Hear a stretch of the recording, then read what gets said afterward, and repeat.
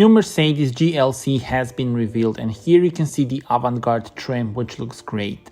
The new GLC is immediately recognizable as a member of Mercedes-Benz SUV family.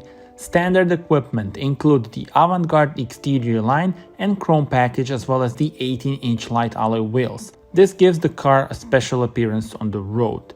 If you are wondering about the color, name of this color is graphite gray metallic.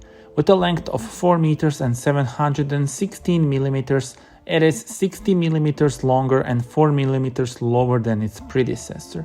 Main stars of the interior are the two screens, the 12.3-inch digital cockpit and the main touchscreen with the new second-generation MBUX infotainment system. Customers will be able to choose between plug-in hybrids and mild hybrids. Tell me in the comments, how do you like this model with Avantgarde trim?